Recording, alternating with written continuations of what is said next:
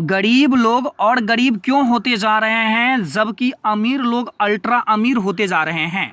मजदूर क्या गलती करते हैं कि वो और गरीब होते जा रहे हैं, अमीर लोग क्या करते हैं कि वो और अमीर होते जा रहे हैं। 5% लोग ही अल्ट्रा अमीर क्यों हैं, 95% लोगों के ऊपर यही 5% लोग राज क्यों करते हैं। तो वीडियो काफ़ी यूजफुल होने वाला है। सो वीडियो को पूरा देखिए बिना किसी वीडियो को स्टार्ट करने से पहले अगर आप हमारे चैनल पे नए हैं या अभी तक आपने हमारे चैनल को सब्सक्राइब नहीं किए हैं तो सबसे पहले चैनल को सब्सक्राइब कीजिए, साथ ही साथ बेल को ऑल नोटिफिकेशन पे ज़रूर कीजिए ताकि सभी वीडियो का नोटिफिकेशन मिले सबसे पहले आपको। तो चलिए स्टार्ट करते हैं आज के वीडियो। साथियों, एक एग्जाम्पल के माध्यम से हम इसे बेहतर तरीके से समझने की कोशिश करते हैं। मान लीजिए कि एक राम मजदूर हैं। जिस प्रकार से आप किसी कंपनी या फैक्ट्री में काम करते हैं सेम उसी तरीके से राम भी किसी कंपनी में काम करते हैं। तो राम जो मंथली काम करते हैं उस कंपनी में उनकी जो मंथली पेमेंट मिलती है वो मंथली पेमेंट 10,000 रुपये मिलता है। सो यहाँ पे आप देख सकते हैं राम को मंथली पेमेंट 10,000 रुपये मिलता है। ये राम है, किसी कंपनी में काम करते हैं और इनको मंथली पेमेंट 10,000 रुपया मिलता है। एक महीने काम करने पे उनको 10,000 रुपया मिलता है। शायद आपको पता होगा कि किसी भी कंपनी में अगर आप काम कर रहे हो या किसी फैक्ट्री में काम करते हो तो कहीं ना कहीं संडे की छुट्टी होती है। सो संडे की छुट्टी की वजह से वो तकरीबन 4 दिन छुट्टी होती है और एक दिन मान लिया जाए अगर वो नहीं भी काम करते फिर भी उनकी कंपनी के मालिक दयालु और उनको पैसा दे देते, कोई दिक्कत नहीं। यानी कि 25 डेज में ही उनकी मंथली काउंट की जाती है। सो 25 डेज की जो उनकी इनकम है वो टोटल 10,000 रुपये है। यानी कि 1 मंथ में 25 डेज काम करते हैं, 25 दिन काम करते हैं और 25 दिन जो काम करते हैं उनको 10,000 रुपया मिलता है। सो अगर सही तरीके से देखा जाए 25 दिन को अगर एक दिन में कन्वर्ट करते हैं तो 25 चौका 100, यानी कि टोटल मिलाकर के देख लिया जाए तो 400 रुपया एक दिन में ये कमाते हैं। मिस्टर राम साहब 400 रुपया एक दिन में कमाते हैं। अगर एक दिन में वो 400 रुपया कमाते हैं तो शायद आपको भी पता होगा कि आजकल लगभग जितने भी कंपनी चल रही है, जितने भी फैक्ट्रियाँ चल रही हैं, प्रत्येक फैक्ट्रिया में लगभग 8 घंटा ही काम होता है। तो 8 घंटा काम होता है तो ज़रा इनका कैलकुलेट करके देखा जाए कि आखिर में 1 घंटे की इनकी इनकम क्या हो गई। तो 8 पंचे 40, यानी कि 1 घंटे की मिस्टर राम साहब की जो इनकम है वो टोटल 50 रुपये है। ठीक है, तो चलिए बाकी ये रहा मिस्टर राम साहब की इनकम। चलिए अब हम बात करते हैं सेकेंड पार्ट में जिसका नाम है मिस्टर बजाज।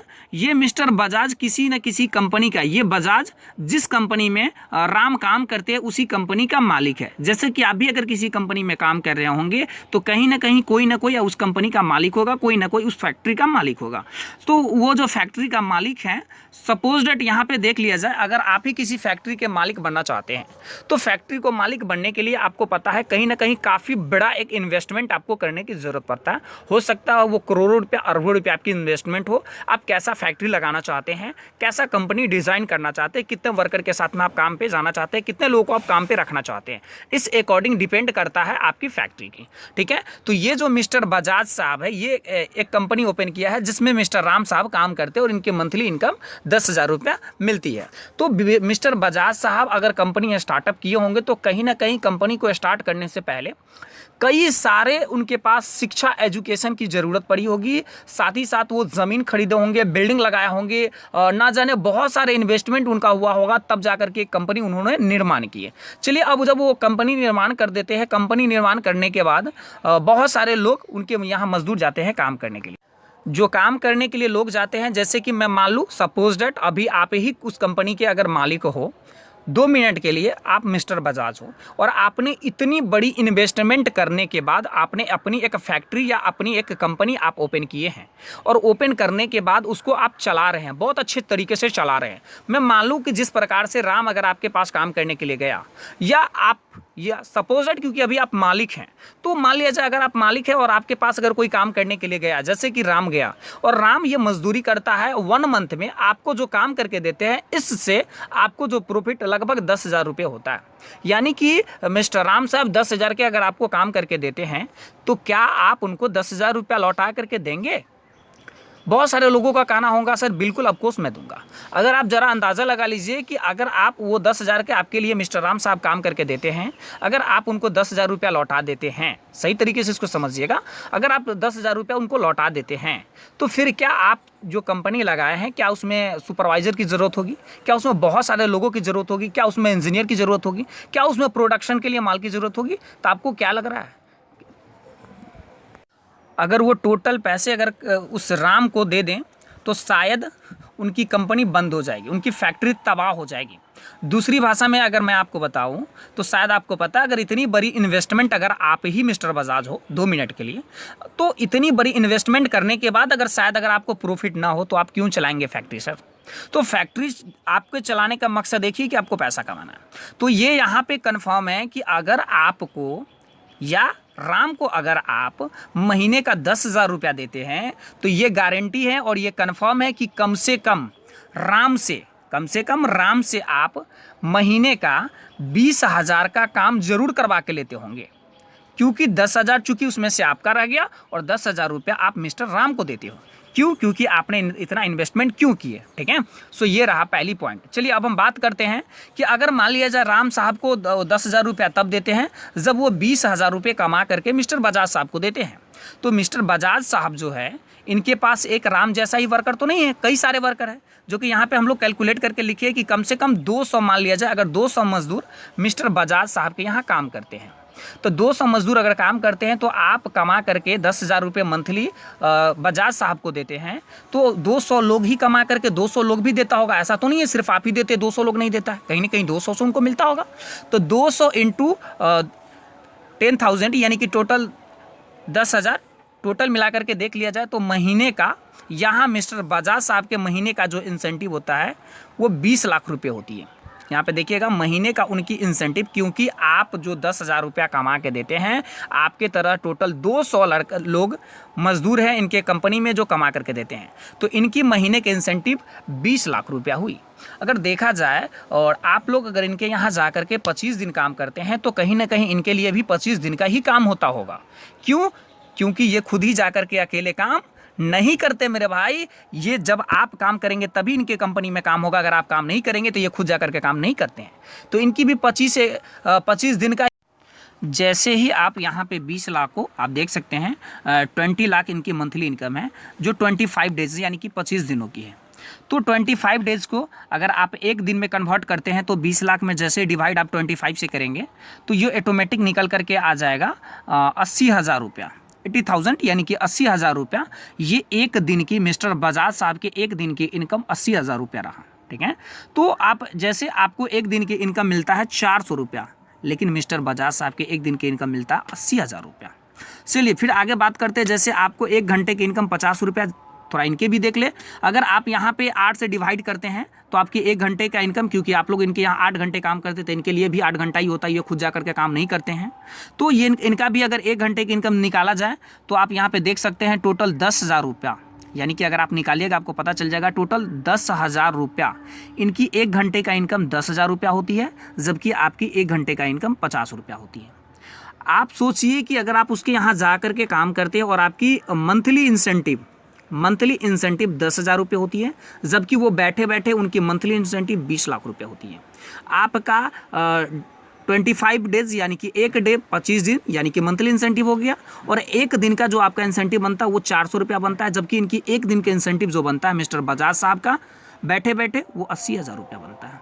सो आपका 1 घंटे का इंसेंटिव बनता है 50 रुपया और उनकी 1 घंटे का इंसेंटिव बनता है 10,000 रुपया। अब मुझे बताइए अमीर कौन होंगे, मिस्टर राम या मिस्टर बजाज?